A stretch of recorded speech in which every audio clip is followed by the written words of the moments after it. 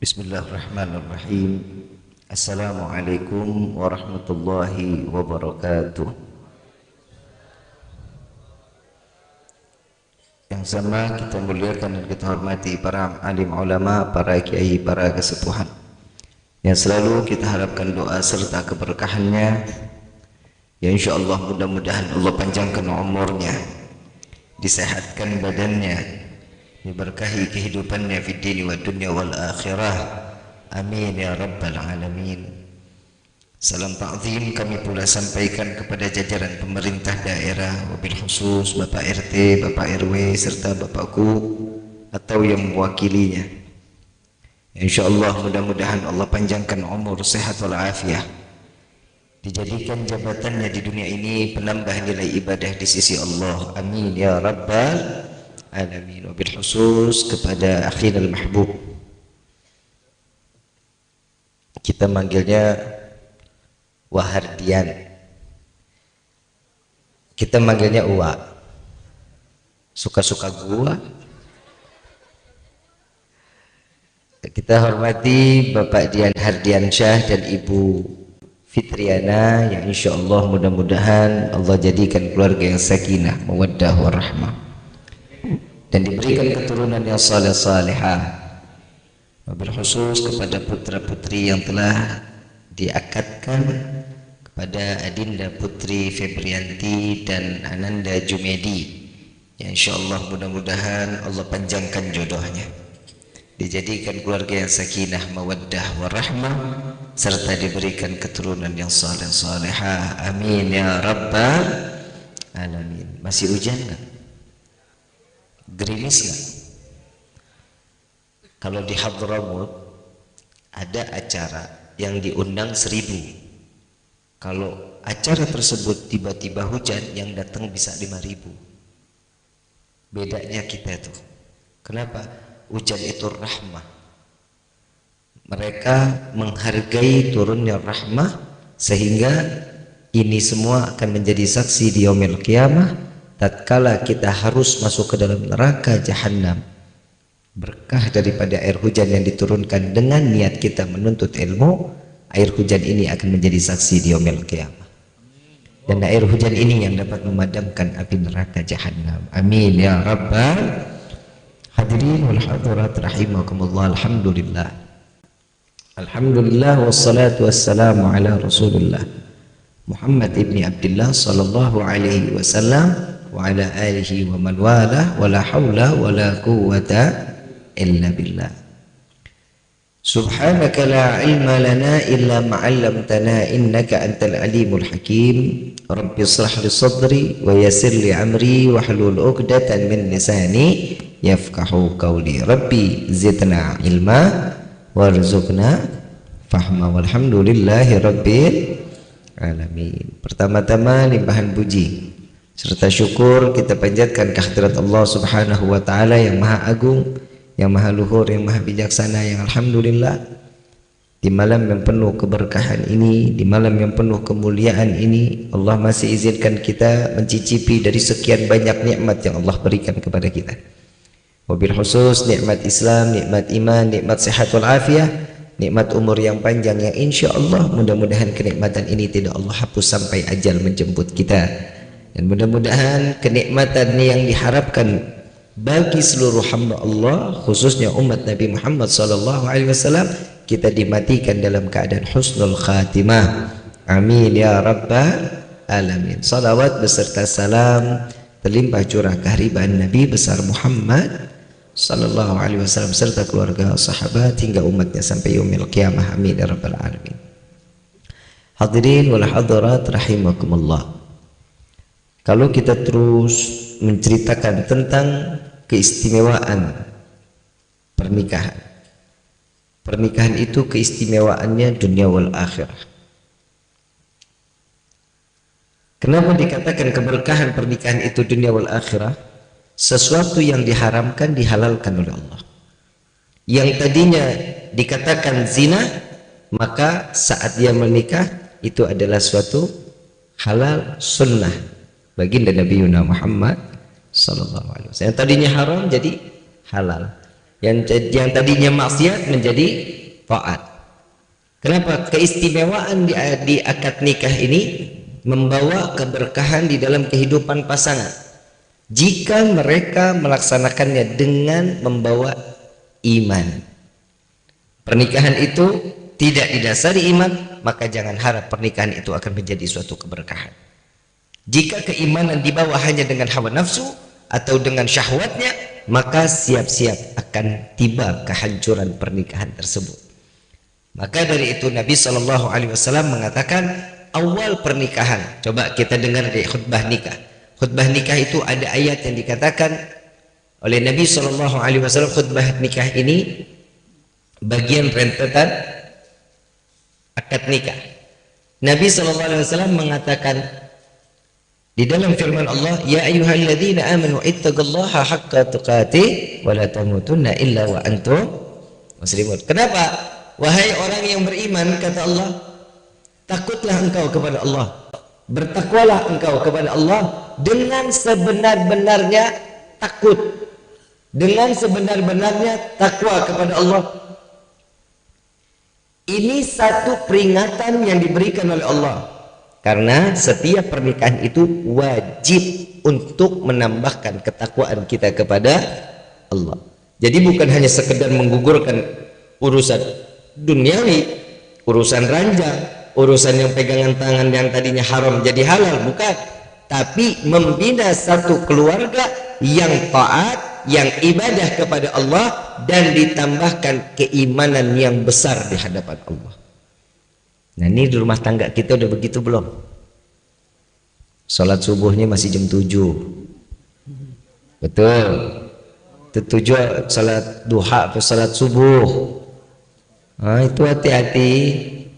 Kalau udah kelalaian itu, di dalam Islam ini banyak ringkasan yang meringankan hamba Allah.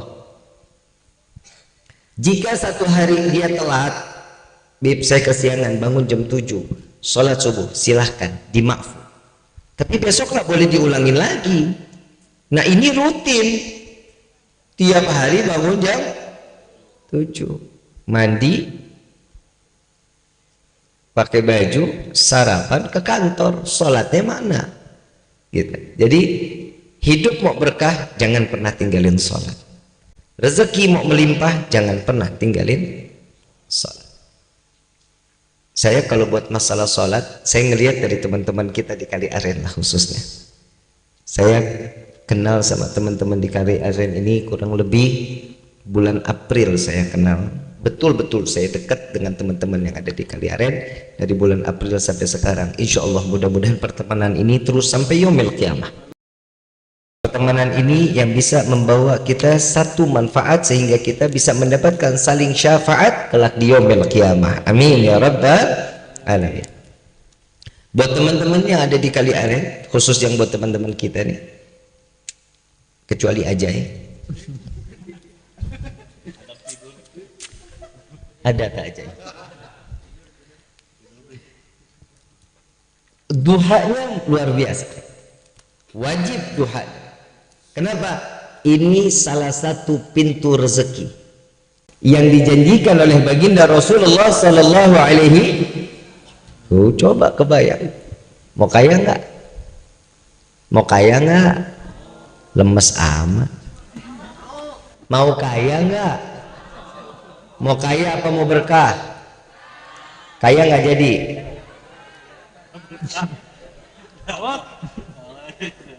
Itulah hamba Allah ya, banyak maunya ya. Disuruh ibadah susah setengah mati, tapi kalau giliran kita punya mau wajib diturutin, kan begitu. Itu manusiawi, tapi kita juga harus tahu diri kita ini siapa di mata Allah. Kita butuh Allah atau Allah butuh kita? Kita butuh.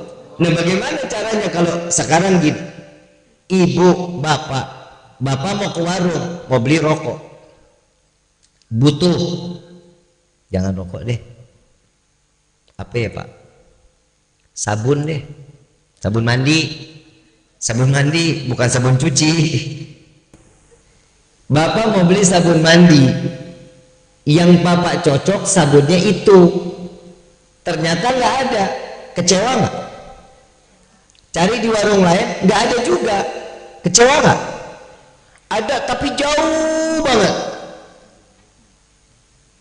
Kira-kira bakal dibeli nggak? Walaupun bakal dibeli, kenapa? Karena butuh. Ibu beli beras, ya, ke pasar beli beras. Ibu biasa beli yang pulen, beli yang tiba-tiba cuma adanya yang perak, dibeli nggak? Dicari di toko sebelahnya nggak ada, adanya di Ciawi. Ya terserah gue, bukan ceramah. Mau dibilang di mana aja kan suka-suka saya. Mau dekat mau jauh yang penting butuh nggak? Ciawi disamperin nggak? Karena nah begitu juga Allah. Coba seandainya ke manusia itu, Allah ini dikatakan di dalam salah satu hadits qudsi, jika setiap hamba, seluruhnya hambaku dari mulai bangsa manusia, jin, malaikat, tumbuhan, binatang, semua ibadah kepadaku, maka tidak akan pernah mengangkat kewibawaanku, tidak akan menambah kewibawaanku, karena Allah maha tinggi, Allah maha besar, Allah maha istimewa, Allah subhanahu. Dan begitu juga bagi seluruh hambaku, mereka sebaliknya bermaksiat kepadaku, maka tidak akan pernah merendahkan kewibawaanku, kata Allah. Nah bagaimana caranya kita nih? Nah sekarang saya mau tanya, kita ini sebagai hamba Allah atau bukan? Kata siapa? Kan kata kita. Kita ngaku kita sebagai hamba. Emang Allah udah akuin kita sebagai hamba? Coba Mang Cecep menakuin aja lu. Ngelos banget tuh mulut. Doain Mang Cecep biar panjang umur. Kemarin saya habis ceramah di sana, saya bilang umur 60 siapa? Mang Cecep nyaut, saya tinggal 3 tahun lagi. Langsung diem. Sekarang nggak ada gairah hidup kayaknya. Mana makhluknya?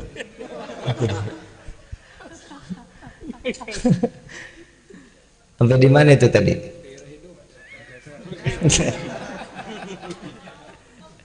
Kalau udah Mang Cecep kayaknya pada senang banget anak-anak lu, dosa lu. Coba kebayang. Sampai seandainya seluruh manusia bermaksiat, Allah tidak direndahkan di dalam kewibawaannya, nggak bakal direndahkan. Kita kan ngaku sebagai hamba, yang ngomong siapa? Ya kita. Coba lihat Nabi Muhammad SAW. Nabi betul dikatakan seorang hamba karena diabadikan di dalam Al-Quran. Subhanalladzi asra bi abdihi lailan minal masjidil haram ilal masjidil aqsa alladzi barakna haulahu linuriyahu min ayatina innahu huwas samiul basir. Di sini dijelaskan maha suci Allah yang memberangkatkan seorang hamba. Jelas Allah mengatakan Nabi seorang, jelas. Kalau Nabi dikatakan seorang hamba, lihat dong gerakannya Nabi, lihat dong bagaimana ibadahnya Nabi, lihat dong bagaimana kehidupan Nabi, baru kita bisa dikatakan hamba. Minimal jalanin sunnahnya Nabi. Berumah tangga ada sunnah, ada. Senyum satu sama lain itu sunnah. Suami istri ada keributan besar dikecilin, yang kecil hilangin, besarin.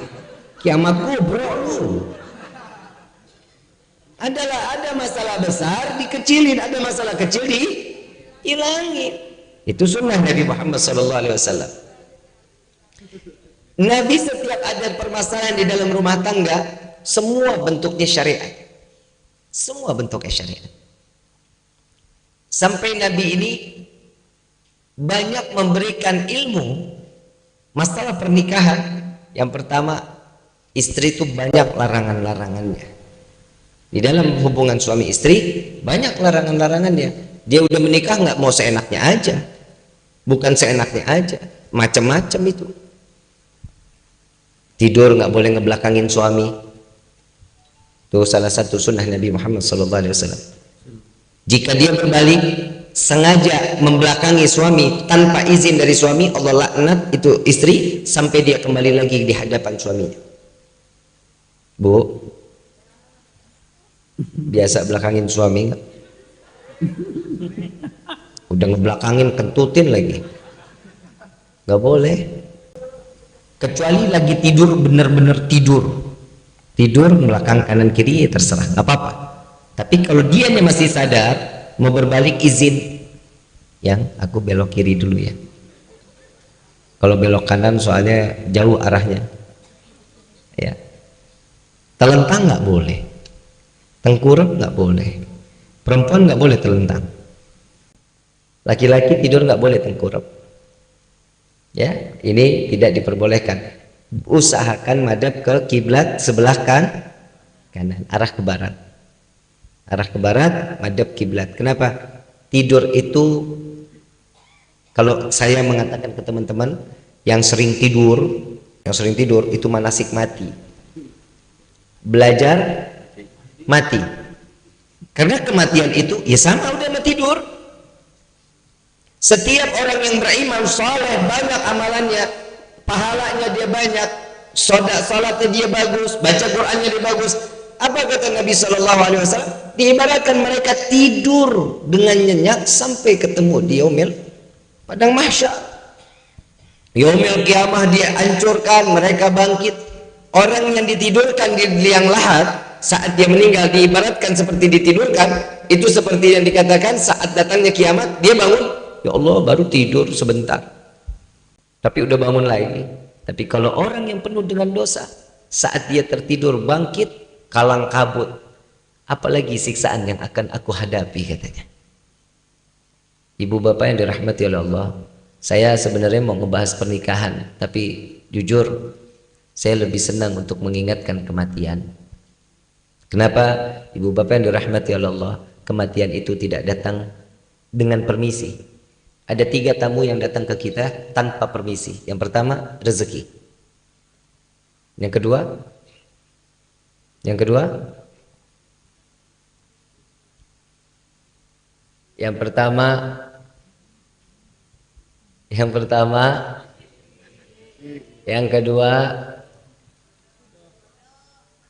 jodoh. Yang ketiga, mati. Ini datang nggak bakal permisi sama kita. Mau suka, mau nggak suka, mau datang ya udah, waktunya datang. Nggak bakal bisa mundur, nggak bakal bisa maju. Sesuatu yang sudah ditetapkan oleh Allah tanpa adanya permisi, wajib kita harus terima. Kenapa? Karena itu hak setiap makhluknya Allah Subhanahu wa taala, kullu nafsin dha'iqatun, dan setiap manusia wajib diberikan rezeki oleh Allah Subhanahu wa taala. Apa rezeki itu? Jangan di pikiran kita nih rezeki itu berupa fulus. Jangan berupa fulus, mafi fulus, mamfus.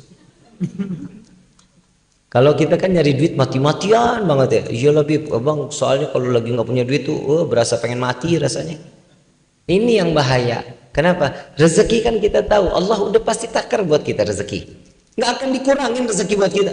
Sudah ketetapan Allah saat kita mau dilahirkan ke dunia itu, nama kita tuh udah ada. Di Lauhul Mahfuz sudah ditulis. Rifki umur sekian, matinya gue nggak mau ngomongin umur nih. Terus saya ngomong segitu betulan dicatat malaikat, kan bahaya juga. Habib takut mati, bukan takut mati, takut belum siap. Takut belum siap. Loh kenapa orang kita masih banyak dosa? Coba lihat kalau orang yang nggak banyak dosa, kematian mau dikejar sama dia. Siap kapanpun saat kematian datang, siap. Kalau kita pada tidur itu kembangnya mati, tapi kita mah tidur pulas-pulas saja ya. Kayak ini malam mulai agak gelisah tidur. Coba tuh seandainya ini malam kita tidur yang terakhir di dalam hidup kita, persiapan apa yang bisa kita bawa di hadapan Allah? Orang saleh, para kiai, para alim ulama yang ada di kampung kita, nggak usah jauh-jauh lah. Mereka dengan amalan mereka, dengan sedekahnya, dengan sholat malamnya, dengan zakatnya, dengan dia mulelnya, mereka dengan akan bangga tatkala dia dicabut ruhnya oleh Allah, mati dalam keadaan husnul khatimah, bangga melihat surga saat sedang dimandikan, dipercepat. Kenapa? Karena dia sudah melihat surga. Saat dibawa ke masjid dipercepat, dipercepat, dipercepat. Itu jawaban jenazah. Kitanya aja nggak dengar. Coba kalau kita dengar, bubar. Jenazah bisa ngomong. Kan begitu kan? Kita ditutup pendengaran kita. Kalau dia orang ahli sorga, jenazah ini ahli sorga, dia bakal minta cepat, percepat, dipercepat, dipercepat. Saat sudah dibawa keluar dari masjid, dipercepat, percepat, percepat. Itu akan terus berucap. Kenapa? Karena dia tahu ujungnya itu surganya Allah. Coba kalau orang yang nggak punya dosa. Orang yang punya dosa begitu besar, tatkala dia mati, jangan cepat. Jangan terlalu cepat. Jangan terlalu cepat. Ini bahasanya beda. Jenazah tersebut sama dengan orang yang ahli surga. Jangan terburu-buru. Agak dilambat. Kenapa? Karena dia udah ngelihat neraka yang ada di hadapan. Yuk sama-sama kita raih kematian dalam keadaan husnul khatimah. Kematian yang selalu membawa kita dalam keadaan tenang. Bagaimana caranya? Gunain iman kita. Sisa di umur kita nih, iman. Imannya dijaga. Jaga baik-baik. Insya Allah keimanan ini akan membawa kita sampai ke dalam surganya Allah. Kalau kita minta surga mah terlalu naif ya. Ya Allah minta masuk surga, sedangkan kita amalan gak punya. Kan? Sholat kita belentang-belentong. Kalau lagi iman naik, kalau lagi gak punya duit, kontrakan mau dibayar, belum dibayar bulan-bulan. Tuh baru tuh. Ih sholatnya, sujudnya lama banget sampai jidatnya pindah ke belakang. Lo betul, kenapa? Karena butuh. Karena coba seandainya surga itu kebutuhan kita, apa yang bakal kita jalani? Ibu bapak nggak bakal sempet duduk lama-lama di sini. Kenapa? Mau cepet-cepet ibadah lagi. Tapi orang yang menuntut ilmu ini pasti dosanya diampuni oleh Allah. Nafasnya akan dihitung dzikir di hadapan Allah. Dikit amat yang amin. Jika dia mati dalam keadaan husnul khatimah. Itu orang yang nuntut ilmunya Allah. Coba kebayang nggak dari sekian banyak yang hadir, banyak juga yang di dalam rumah. Kenapa? Hujan. Betul? Padahal hujan ini rahmat dari Allah. Coba kalau kita nggak dikasih hujan, panas terus tiap hari, ngeluh lagi kita. Benar nggak?